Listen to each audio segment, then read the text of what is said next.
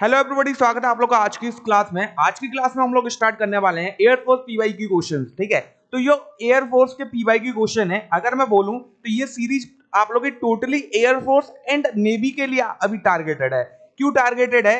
क्योंकि इसमें जो है मैंने जो क्वेश्चन उठाए हैं वो आप लोग के air force, NDA, navy, coast guard के प्रीवियस ईयर क्वेश्चन है। ठीक है, अगर मैं बोलूं तो 80% of the question are previous year and 20% are the question जो कि आप लोग को आगे पूछे जा सकते हैं पेपर में। ठीक है, क्लास जो है डेली आप लोग का 7 AM पर आता है and number of question depend करता है आप लोग का नंबर ऑफ लाइक्स पर। इसलिए बोलता हूं कि हर बच्चा अगर सीरीज पसंद आ रही है तो यार लाइक कर दिया करो। ठीक है, जितना आप लोग लाइक करोगे उतना आप लोगों को क्वेश्चन मिलेगा, जितना आप लोग क्वेश्चन ले लोगे पेपर से पहले उतना आप लोगों को फायदा मिलेगा। समझ आया कि नहीं? आप लोग का हर क्वेश्चन जो मिलेगा इस सीरीज में वो आप लोग का टू द पॉइंट मिलेगा। आप लोग का जो है पेपर ओरिएंटेड क्वेश्चंस मिलेंगे। समझ आया कि नहीं? क्योंकि पेपर में पूछे गए हैं और पूछे जाएंगे। समझ आया कि नहीं? चलो स्टार्ट करते हैं क्लास को। अगर आप लोग को पीडीएफ इसका डाउनलोड करना है तो टेलीग्राम चैनल को ज्वाइन कर लेना। ठीक है, इधर आप लोग को मैं अपडेट भी दे देता हूँ। अगर आप लोग का पेपर वगैरह का कोई भी अपडेट आया तो वो भी आप लोग को टेलीग्राम पर पहले मिल जाता है। ठीक है, एंड इस चैनल को सब्सक्राइब कर लेना, क्योंकि अगर आप लोग को सीरीज पसंद आ रही है तो मोटिवेशन हम लोग का बढ़ाइए एंड इस चैनल को सब्सक्राइब करिए। ओके, चलो पहला क्वेश्चन आप लोग का स्क्रीन पर नॉन कंडक्टर या फिर अगर हम लोग बोले तो अचालक, ठीक है, जिसको हम लोग कुचालक भी बोल देते हैं। ठीक है, whose polarization is caused by an electric field are known as। ठीक है, अब बोला क्या गया आप लोग का जिसका जो पोलराइजेशन है, ठीक है, वो किसके द्वारा हो रहा है? आप लोग का इलेक्ट्रिक फील्ड के द्वारा हो रहा है। अगर मैं बात करता हूं आप लोग का कोई डाइलेक्ट्रिक सब्सटेंस दे रखा है या डाइलेक्ट्रिक आप लोग को जो है कंडक्टर दे रखा है। अब कंडक्टर तो नहीं बोल सकते डाइलेक्ट्रिक को, हम लोग क्या बोलेंगे? सब्सटेंस बोलेंगे इधर। ठीक है, तो अगर मेरे को डाइलेक्ट्रिक सब्सटेंस दे रखा है उसको मैं सिंपली क्या करता हूं? इलेक्ट्रिक फील्ड अप्लाई करता हूं। अगर इसकी बात करें डाइलेक्ट्रिक की तो ये जो है इलेक्ट्रिसिटी कंडक्टर नहीं करता है, जिसको हम लोग विद्युत भी बोलते हैं। विद्युत को क्या करता है भैया? कंडक्टर नहीं करता है। देखो मजबूरी है, मेरे को बोलना पड़ रहा है, अभी छाले हो रखे हैं तब भी आप लोग का क्लास ले रहा हूं। ठीक है, थोड़ा सा सपोर्ट दिखा दिया करो। समझ आया कि नहीं? अब देखो, जब विद्युत मतलब कि अगर कंडक्टर नहीं कर रहा है या फिर हम लोग बोल सकते हैं इलेक्ट्रिसिटी कंडक्टर नहीं कर रहा है, तो हम लोगों ने क्या किया? इधर आप लोग का इलेक्ट्रिक फील्ड अप्लाई किया, और जब हम लोग इलेक्ट्रिक फील्ड अप्लाई कर दिया जो इसके फेज है, ठीक है, इस पर क्या आ जाएगा? आप लोग का चार्ज आ जाएगा। ठीक है, और चार्ज आ गया तो इसका मतलब क्या हो गया आप लोग का? ये जो है पोलराइज्ड हो गया या फिर पोलराइजेशन हो गया। ठीक है, इसका तो आंसर क्या आ गया आप लोग का? Dielectric substance. ठीक है, चलो भैया चलते हैं। मस्त क्वेश्चन था, मजे आ गए होंगे आप लोग को। चलो अब इस क्वेश्चन की बात करते हैं। अगर इस क्वेश्चन की बात करें तो ये प्रीवियस ईयर क्वेश्चन है, और अगर आप लोग मॉक टेस्ट रेगुलरली लगा रहे हो तो आप लोग को मॉक टेस्ट में ये क्वेश्चन मिल रहा होगा। ठीक है, चलो, the resistance of a wire that must be placed parallel with the 12 ohm resistance to obtain a combined resistance of 4 ohm। देखो मेरे को दे रखा है ये रेजिस्टेंस, एक 12 ओम का रेजिस्टेंस है, x ओम का रेजिस्टेंस पैरेलल में लगा देता हूं, इक्विवेलेंट जो आया मेरा 4 ओम के इक्वल आया। अब मेरे को बताना है जो x ओम का मैंने पैरेलल में लगाया 12 के साथ वो कितना होगा। ठीक है, तो चलो भैया निकाल लेते हैं। तो सिंपली क्या करेंगे? R इक्विवेलेंट इक्वल टू क्या आता है? R1 मल्टीप्लाई बाय R2 और डिवाइड में आप लोग का R1 plus R2। That is जो R इक्विवेलेंट है वो हम लोग को 4 दे रखा है, R1 का वैल्यू हम लोग को 12 दे रखा, मल्टीप्लाई में x डिवाइड में आप लोग का 12 प्लस x हो गया। ठीक है, 4 डिवाइड करो 12, ठीक है, तो 3 टाइम्स गया आप लोग का, तो सिंपली क्या आ गया? 12 plus x will be equal to 3x and x को ले जाओ इधर तो 2x इक्वल टू क्या आ गया आप लोग का? 12 and x equal to will be 6 ओम के बराबर। तो आंसर क्या आ गया हम लोग का? सी ऑप्शन करेक्ट हो जाएगा। पेपर पास है, अपना जो प्रिपरेशन है उसको बेस्ट रखो। Got it? चलो थर्ड नंबर क्वेश्चन आप लोग का स्क्रीन पर आ चुका है। 1 light year is equal to. Okay, अगर देखो क्वेश्चन आप लोग को लग रहे हैं कि अच्छे खासे क्वेश्चन है, आप लोग को क्वेश्चन आ रहे हैं, ठीक है, मतलब प्रिपरेशन अच्छा खासा है, तो इस वीडियो को आप लोग 2x में भी देख सकते हो। ठीक है, प्रिपरेशन अच्छा खासा नहीं है तो 1x में ही देखो, नॉर्मल स्पीड में देखो। समझ आया कि नहीं? टाइम बचाओ अभी जितना बचा सकते हो। 1 light year is equal to, अब 1 लाइट ईयर की जब हम लोग बात करते हैं तो सिंपली किसके इक्वल आता है? 9.46 इंटू 10 पावर 15 मीटर के इक्वल। ठीक है, अब क्वेश्चन जो है आप लोगों को इस प्रकार नहीं पूछा जाएगा क्योंकि ये सबको पता है। अब क्वेश्चन क्या पूछा जाएगा? इस मीटर की जगह सब जगह किलोमीटर लिख दिया जाएगा। ठीक है, तो अगर मैं किलोमीटर में चेंज करूं तो 9.46 इंटू 10 पावर 12 किलोमीटर के इक्वल आएगा। ठीक है, तो मैंने दोनों में बता दिया, मीटर और किलोमीटर में। आंसर क्या हो गया आप लोगों का? सिंपली बी ऑप्शन करेक्ट हो जाएगा। ठीक है, चलो भैया नेक्स्ट क्वेश्चन की बात करते हैं। Which among the following thermometer is preferred for measuring the temperature around 1250 degree Celsius. मतलब अगर मेरे को 1250 डिग्री सेल्सियस टेम्परेचर को मापना है तो कौन सा थर्मोमीटर में जो है क्या लूंगा भैया, यूज में लूंगा।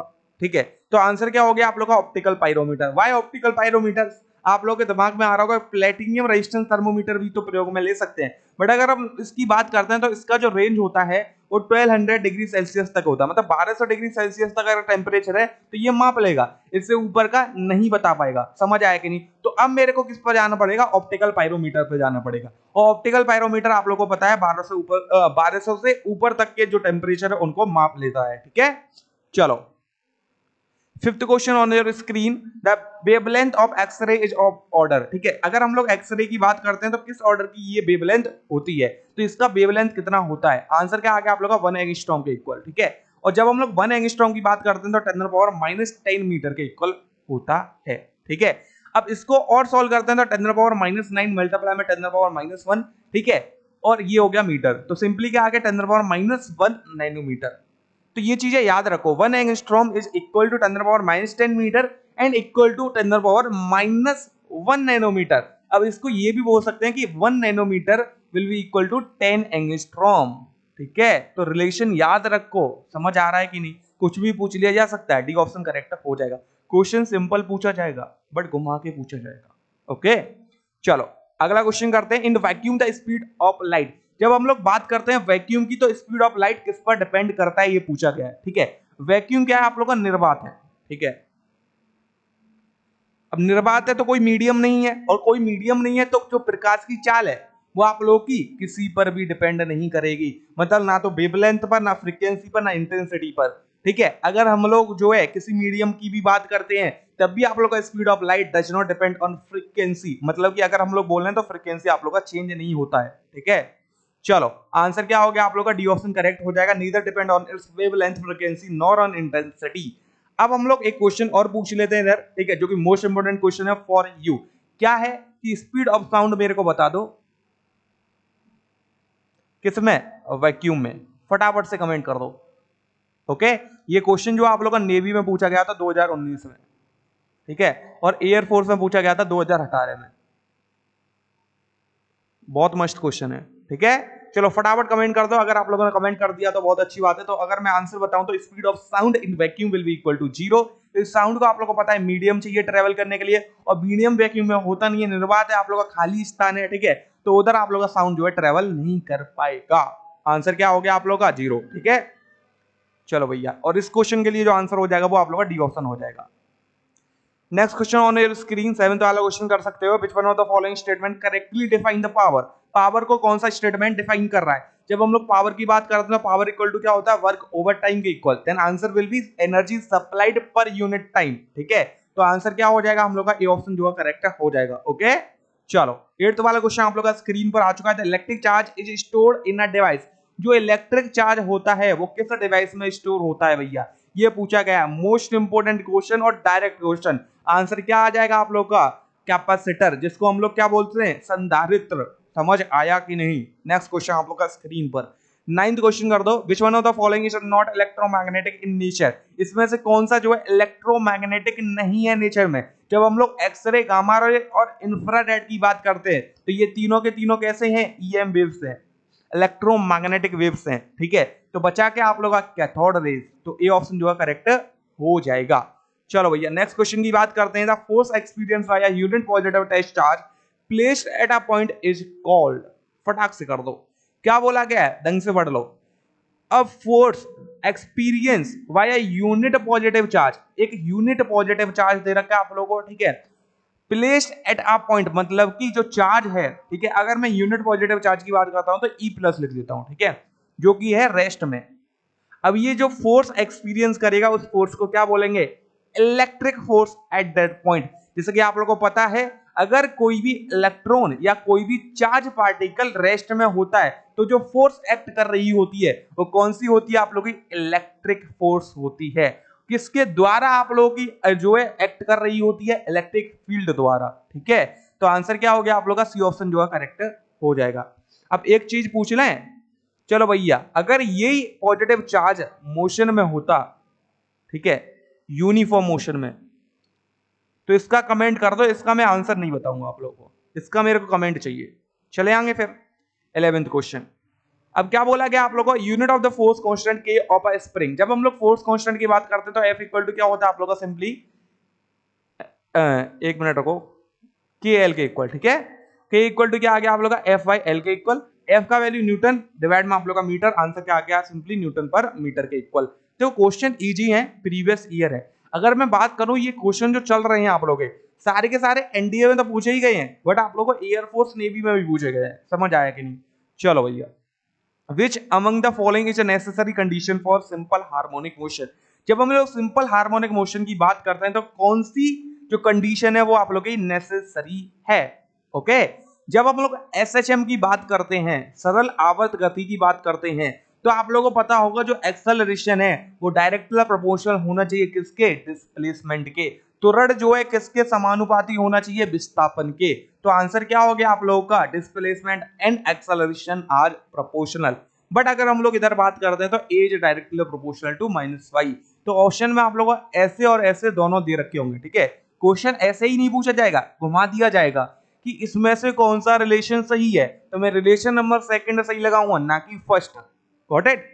चलो नेक्स्ट क्वेश्चन आप लोग का स्क्रीन पर क्या बोला गया क्वेश्चन में, the wave used in telecommunication. तो जो टेलीकम्युनिकेशन में वेव प्रयोग में आती हैं वो कौन सी होती हैं।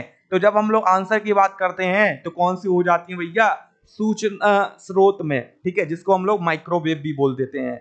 चलो नेक्स्ट क्वेश्चन आप लोग का स्क्रीन पर क्या बोला गया है, if a glass rod is rotated between two plate air capacitor then the capacitance. चलो बात कर लेते हैं इसकी, ठीक है। जब हम लोगों को पता है जब भी हम लोग डाइलेक्ट्रिक को इंट्रोड्यूस करते हैं between the plate of a capacitor, then the capacitance of the capacitor will increases. मतलब जो संधारित्र है, ठीक है, उनके बीच में कोई भी हम लोग जो है क्या करते हैं भैया, डाइलेक्ट्रिक को इंट्रोड्यूस करते हैं या फिर कोई माइका को इंट्रोड्यूस करते हैं, तो इसका जो कैपेसिटेंस है, ठीक है, इसकी जो धारिता है वो क्या कर जाती है भैया, इंक्रीज हो जाती है, वो केसी टाइम्स हो जाती है।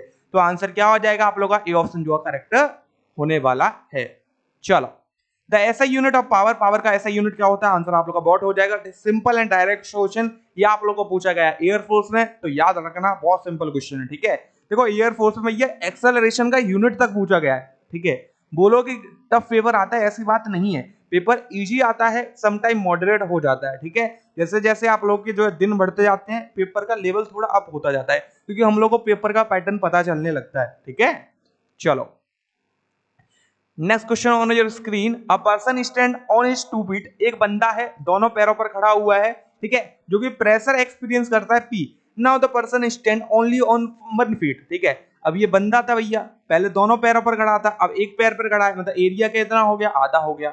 अब क्या बोला गया है, he would experience a pressure. अब प्रेशर बताना है तो प्रेशर इक्वल टू क्या होता है, फोर्स ओवर एरिया। अब एरिया कितना हो गया, आधा, मतलब प्रेशर कितना हो जाएगा, 2 गुना के इक्वल। आंसर क्या हो गया आप लोग का, डी ऑप्शन करेक्ट हो जाएगा। चलो next question on your screen, most important question, इस टाइप का क्वेश्चन आप लोग को पूछा गया है।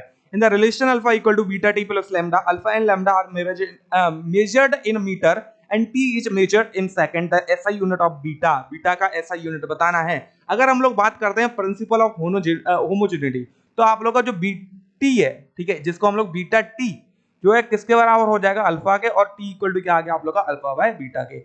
और जो अल्फा है वो मीटर में है, एंड जो टी है इधर उल्टा लिख दिया हम लोगों ने, बीटा इक्वल टू आप लोग का अल्फा बाय टी। अल्फा आप लोग का मीटर में, टी है सेकंड में, आंसर मीटर पर सेकंड के इक्वल आ गया, मतलब डी ऑप्शन करेक्ट हो जाएगा।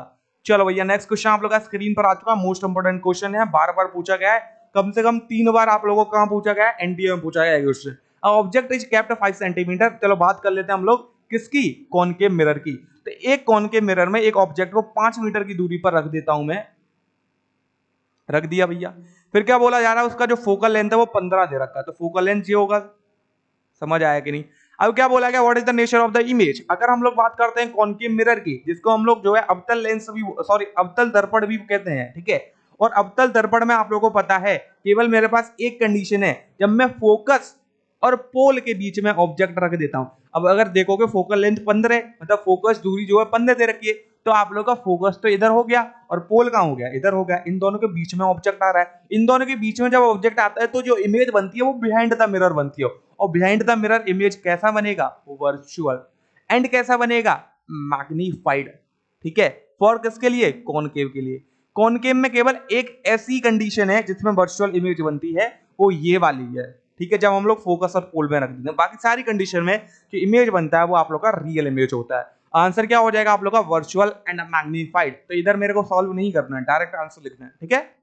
चलो अगला क्वेश्चन आप लोग का स्क्रीन पर आ चुका है। If the radius of the earth were to shrink by the 1%, ठीक है, अर्थ का जो रेडियस है वो 1% से श्रिंक कर जाता है, ठीक है, और बोला क्या गया, मास जो है आप लोग का सेम रहता है और G would be decrease by nearly. अब अगर मैं जी को डिक्रीज कर रहा हूं तो मास मेरा सेम नहीं होना चाहिए, और जी मेरे को केवल पूछा गया है कितना हो जाएगा, देन मैं मास को सेम कर सकता हूं। तो मैं इसको हटा दूंगा डिक्रीज वाले को, मतलब कि आप लोग का जो जी का मान है वो कितना हो जाएगा, केवल ये पूछा गया है, ठीक है।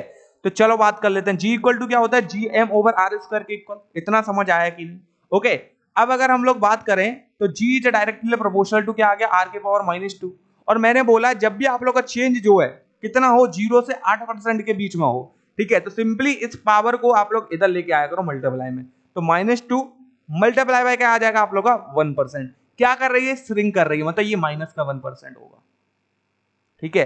तो आंसर क्या आ गया आप लोग का 2% के इक्वल, मतलब जी का वैल्यू 2% इंक्रीज करेगा। बी ऑप्शन जो है करेक्ट हो जाएगा। इतना समझ आया कि नहीं, ठीक है। जब आप लोगों को बोला जाए कि मास जो है रिमेन द सेम, ठीक है, then G will always increases. अब एक कंडीशन और बनती है कि आप लोग को जो डेंसिटी है, ठीक है, घनत्व जो है आप लोग का, उसको क्या दे दिया जाता है, सेम दे दिया जाता है। तो फॉर्मूला मेरा चेंज हो गया, जी इक्वल टू क्या आएगा, 4/3 पाई आर रो जी, क्योंकि ये क्वेश्चन आप लोगों को पेपर में पूछे गए हैं इसलिए आप लोगों को बताए जा रहे हैं, ठीक है। अब इधर क्या होगा, G is directly proportional to R, ठीक है, इधर पावर तो 1 है, पावर 1 को बाहर भी लेके आओ तो कोई दिक्कत नहीं है, मल्टीप्लाई में आप लोग का 1%, पर कैसा होगा, नेगेटिव का। तो आंसर क्या आ गया, -1% के इक्वल। तो अब जी जो है क्या करेगी, डिक्रीज कर जाएगी। समझ आया कि नहीं, ठीक है। जब हम लोग श्रिंक कर रहे हैं, श्रिंक वाली कंडीशन की बात हो रही है, जब हम लोग रेडियस को कम कर रहे हैं, तो रेडियस को जब कम करें और डेंसिटी सेम दे रखी हो तो जी डिक्रीज करेगा, ठीक है। एंड आप लोगों का मास सेम दे रखा है तो जी आप लोगों का ऑलवेज इंक्रीज करेगा इन द कंडीशन आप लोगों का अर्थ का जो रेडियस है उसको श्रिंक किया जाता है। तो समझ आ गया कि नहीं। अब आप लोगों को ये भी नहीं बोला जाएगा हर बार कि आप लोगों का मास सेम है या डेंसिटी सेम है, आप लोगों को डायरेक्ट ये भी पूछ लिया जा सकता है कि आप लोग का जी का वैल्यू कितना डिक्रीज हो गया, ठीक है, मतलब इसको हटा दो, इस वाले पार्ट को, मास वाले को, ठीक है, या फिर आप लोग को ये भी पूछ लिया जा सकता है जी का वैल्यू कितना इंक्रीज हो गया। ओके, तो ये आप लोगों को ध्यान में रखना है, अगर इंक्रीज बोल रहा है वो और श्रिंक कर रहा है रेडियस को, ठीक है, तो मेरा क्या आंसर आएगा भैया कि मास मेरा सेम है, मतलब ऊपर वाला फॉर्मूला लगाऊंगा। अगर वो डिक्रीज बोल रहा है तो सिंपली मैं क्या करूंगा, ये वाला फॉर्मूला लगाऊंगा, ठीक है। जब मेरे को डेंसिटी एंड मास पर्टिकुलरली नहीं बोला गया है, ठीक है, कि सेम है कि नहीं है, समझ आया कि नहीं। जब मेरे को बोल दिया जाए जी डिक्रीज हो रहा है, ओके, एंड श्रिंक कर रहा है, श्रिंक के लिए केवल, अब ये नहीं है कि एक्सपेंड कर रहा है और आप लोग जो उल्टा कर रहे हो, तो उल्टा केस बन जाएंगे, ठीक है। चलो भैया 21 वाला क्वेश्चन कर देते हैं फटाफट से। अब क्या बोला गया आप लोगों को, what is the telescope design to search for earth size planet in the nearby region of our galaxy. Answer आप लोगों का सिंपली कैपलर टेलीस्कोप हो जाएगा, ज्यादा कुछ नहीं करना आप लोगों को, ठीक है। चलो next question on your screen, the audible frequency, most important question पूछा गया है, ठीक है। तो ऑडिएबल फ्रीक्वेंसी बतानी है नॉर्मल ह्यूमन ईयर के लिए। तो बात करें हम लोग किसकी, आप लोगों की ऑडिएबल फ्रीक्वेंसी, तो क्या आती है आप लोग का 20 हर्ट्ज से 20 किलो हर्ट्ज के इक्वल, जिसको हम लोग 20,000 हर्ट्ज भी बोलते हैं। आंसर क्या आ गया आप लोग का, डी ऑप्शन करेक्ट हो जाएगा। चलो भैया 23 वाला क्वेश्चन कर दो फटाफट से एक बार, net charge in a current carrying conductor. अब इसका मेरे को आंसर चाहिए कमेंट बॉक्स में, देखते हैं कौन कौन सही करता है कौन कौन गलत करता है इस क्वेश्चन को, ठीक है। I want answer for this question, particular question. Okay, 2 question पूछ लिए। अब अगर वीडियो लास्ट तक देख रहे हो तो अच्छी बात है, नहीं देख रहे हो तो बहुत ज्यादा अच्छी बात है। ओके, चलो 24 वाला क्वेश्चन करते हैं। An electric iron of resistance 20 ohm take a current of 5 ampere, the heat developed in joule. इस टाइप का क्वेश्चन भी आप लोगों ने पेपर में देखे होंगे, ठीक है। तो अगर हम लोग हीट की बात करते हैं, देखो गिवन क्या क्या है हम लोग को, जब भी न्यूमेरिकल सॉल्व करते हो 4 न्यूमेरिकल आएंगे, फॉर्मूला बेस्ड न्यूमेरिकल आएंगे। बस कंफ्यूज आप लोग इसमें हो गए कि फॉर्मूला कौन सा यूज करूं, पावर के 3-4 फॉर्मूला है, हीट के 3-4 फॉर्मूला है मेरे पास, ठीक है, कौन सा यूज करना है, बस ये प्रॉब्लम आप लोग को आएगी। क्वेश्चन तो आप लोग को ऐसा पूछा जाएगा कि डायरेक्ट फॉर्मूला यूज कर सकते हो आप लोग। अब अगर इधर बात करूं तो H इक्वल टू क्या आएगा, I² RT। वाई, क्योंकि मेरे को करंट गिवन है, मेरे को रेजिस्टेंस गिवन है, मेरे को टाइम गिवन है। अब मेरे को करना क्या है, क्वेश्चन ही करना भैया।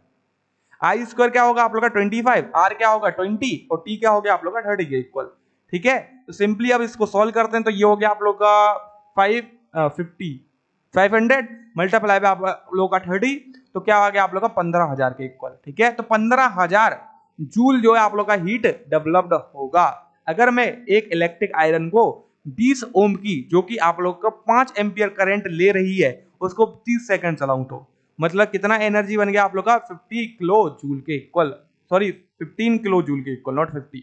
ओके, तो सी ऑप्शन करेक्ट हो जाएगा। लास्ट क्वेश्चन आप लोग की आज की क्लास का और मोस्ट इंपोर्टेंट क्वेश्चन। ठीक है, क्या बोला गया, if an alpha particle projected normally through a uniform magnetic field. देखो इधर क्या करना है, मेरे को मैग्नेटिक फील्ड देखना है और मेरे को ये देखना है किस एंगल पर। ठीक है, मैग्नेटिक फील्ड में याद रखना है, मतलब नॉर्मली मतलब परपेंडिकुलर में 90 डिग्री पर, और 90 डिग्री पर आप लोगों को पता है जो पाथ बनता है वो सर्कुलर बनता है। अगर आप लोगों को theta is greater than 0 degree and less than 90 degree दे दिया जाए तो हेलिक्स पाथ बनता है, जिसको हम लोग सर्पिल पाथ भी बोलते हैं। ठीक है, और अगर हम लोग को जो है theta will be equal to 0 दे दिया जाए देन हम लोग का स्ट्रेट लाइन। ठीक है, एक क्वेश्चन पूछा जाता है वो अभी बताता हूं मैं आप लोगों को, तो आंसर क्या आ गया आप लोग का सर्कुलर। ठीक है, अब हम लोग बात कर रहे हैं एक क्वेश्चन की जो कि मोस्ट इंपोर्टेंट क्वेश्चन है। ठीक है, एक ऑब्जेक्ट था या फिर एक चार्ज पार्टिकल था। ठीक है, एक आप लोग का क्या था, एक चार्ज पार्टिकल था। ओके, उसको जो है अलोंग मैग्नेटिक फील्ड भेजा जाता है। ठीक है, मैग्नेटिक फील्ड के अलोंग भेजा जाता है,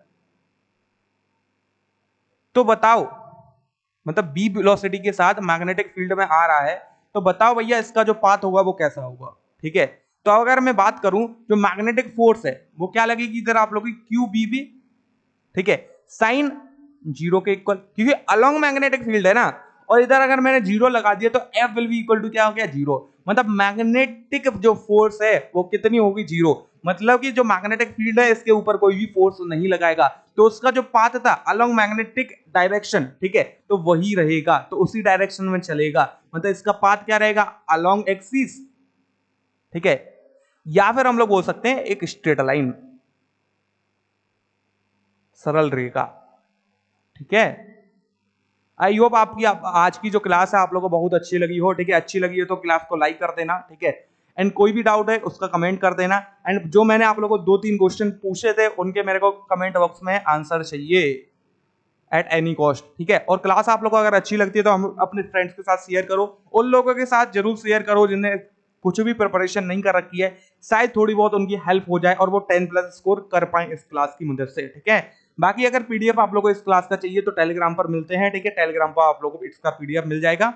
ओके, एंड इस चैनल को सब्सक्राइब कर लेना क्योंकि सारी क्लासेस जो है आप लोगों के इस चैनल पर ही आएंगी, और टाइम आप लोगों को पता है इस क्लास का 7 AM पर रहता है। ठीक है, बाकी आप लोगों को जैसे कि आप लोगों को पता है कि पेपर आप लोगों को बहुत नजदीक है, लगभग 12 जुलाई से स्टार्ट होने वाले हैं, तो आप लोगों को आज ही वीडियो मिलेगी किसके ऊपर, फिजिक्स के ऊपर, मतलब स्ट्रेटेजी क्या होनी चाहिए लास्ट 15 डेज में, सो दैट आप लोगों का स्कोर जो है 10+ हो जाए, या फिर 15+ हो जाए, या फिर 20+ हो जाए। अब जिसका जो टारगेट है वो उस हिसाब से देख सकता है। ठीक है, तो मैं तीनों स्ट्रेटेजी बताऊंगा, 10+ जिनने कुछ नहीं कर रखा, 15+ जिनने थोड़ा बहुत कर रखा है, और 20+ जिनने पूरा कर रखा है जितना करना था। ठीक है, उनके लिए बेस्ट स्ट्रेटेजी बताऊंगा जो 20+ लाना चाहते हैं, क्योंकि आप लोग 20+ ला सकते हो, बट क्यों गलत करते हो, क्योंकि सिली मिस्टेक करते हो आप लोग। ओके, तो चलो मिलते हैं हम लोग नेक्स्ट क्लास में या फिर नेक्स्ट किसी वीडियो में, तब तक के लिए जय हिंद जय भारत।